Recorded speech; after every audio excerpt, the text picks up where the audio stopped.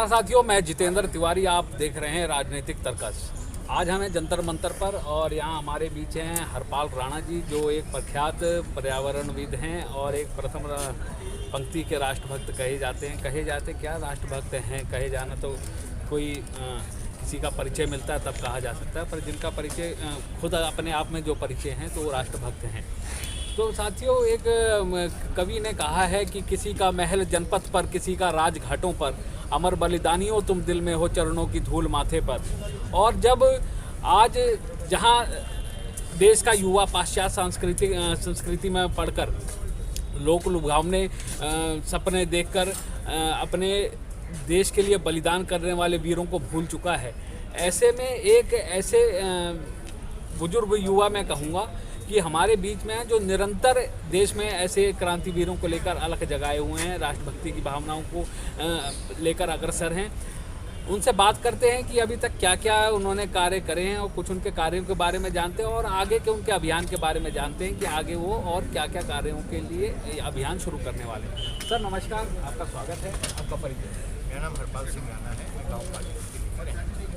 Sir, ये एक मैंने आपके यहाँ पे आज ये देखा है एक पर्चा जिसमें शहीदों का अपमान नहीं सहेगा हिंदुस्तान, और इसमें आपके बाद जो कई समाचार पत्रों में भी छपा है कि आपने कई ऐसे मुद्दे उठाए जहाँ पर देश के लिए बलिदान देने वाले क्रांतिकारियों का अपमान हो रहा था, और आपने वो मुद्दा उठाया भी और उसको सॉल्व भी करवाया। ये भी अपने आप में बहुत बड़ी बात है। तो कहाँ से सर ऐसी प्रेरणा मिली और कब से आप इन कार्यों में जुटे हुए? ये बहुत लंबा समय हो गया, ये कह सकते हैं। जब से होश संभाला, जब से समाज के लिए कार्य करने का प्रयास किया, समय समय पे स्थिति परिस्थिति अनुसार उसके विषय बदलते गए और जो कार्य करने का तरीका था वो बदलता गया। जहाँ तक आप चंद्रशेखर आज़ाद जी की प्रतिमा की बात कर रहे हैं, ये भोपाल में चंद्रशेखर आज़ाद जी की प्रतिमा हटाकर अर्जुन सिंह की प्रतिमा लगा दी गई थी। वो लगभग 2 साल के प्रयास के बाद वहाँ पर दोबारा से अर्जुन सिंह की प्रतिमा हटवाई गई। इसके लिए बहुत से साथियों ने, बहुत से स्वतंत्रता सेनानियों के परिवार ने, चंद्रशेखर आज़ाद जी के परिवार, अमित आज़ाद भी वहाँ पे गए।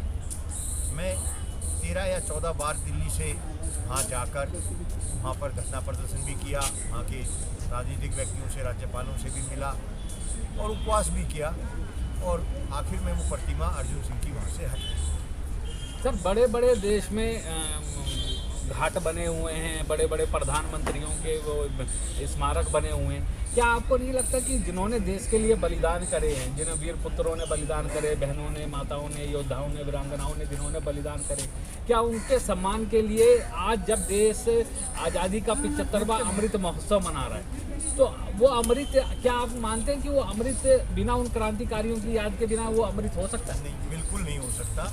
और भारत सरकार के द्वारा अभी तक किसी भी स्वतंत्र सेनानी, क्रांतिकारी, शहीद को स्वतंत्र सेनानियों का और शहीद का दर्जा नहीं दिया गया है।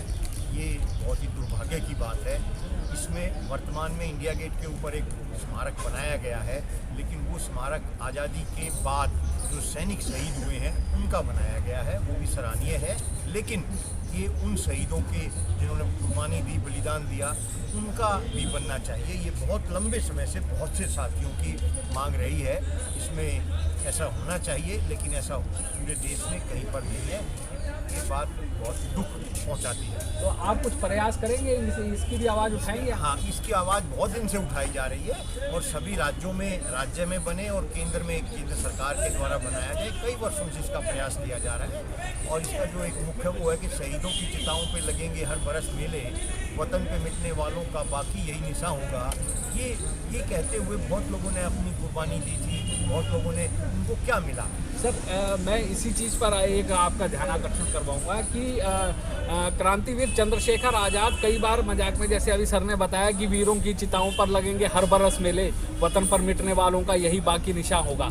ये जो संकल्प हमारे पूर्वज हमें दिलाकर गए कि कहीं ना कहीं उनकी एक दूरदृष्टता थी कि शायद देश के युवा, शायद देश के लोग अपनी मस्ती में जाकर एक समय ऐसा आएगा कि उनको बुला दिया जाएगा। तो साल में जैसे मदर डे, फादर डे मनाया जाता है, तो एक दिन उन क्रांतिवीरों को भी याद किया जाएगा। परंतु क्रांतिवीर चंद्रशेखर आज़ाद, उसी समय जब राजेंद्र प्रसाद बिस्मिल जी ये शेर बोलते थे, तो क्रांतिवीर चंद्रशेखर आज़ाद जी उसका कटाक्ष करते हुए कहते थे कि वीरों की चिताओं पर पड़ेंगे खाक के ढेले, वतन पर मिटने वालों का यही बाकी निशान होगा।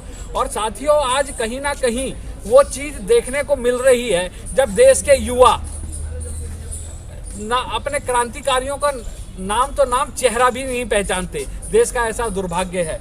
और ये बहुत एक अच्छा इनिशिएटिव है कि सर जो हमारे बीच में बैठे हैं, उन्होंने इतने बड़े बड़े काम प्रयास करे और उनको अंजाम तक पहुंचाया। सर, और भी इनमें कोई कार्य जो ऐसे क्रांतिवीरों को लेकर आपने करे और जो सरकार द्वारा उसको माना गया?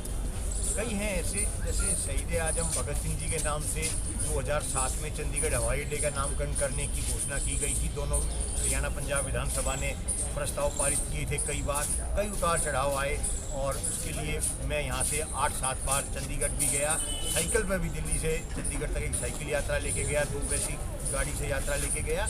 और वो अभी पिछले वर्ष ही मोदी जी ने जो शहीद आजम भगत सिंह जी के नाम से चंडीगढ़ हवाई अड्डे का नामकरण कर दिया गया। सर, लाल किले की प्राचीर से प्रधानमंत्री 5 प्रण दिलवाते हैं, जिसको पंचामृत कहते हैं, और उसमें से एक बहुत बड़ा मुद्दा है कि हम मानसिक जो गुलामी है उन गुलामियों को दूर करेंगे।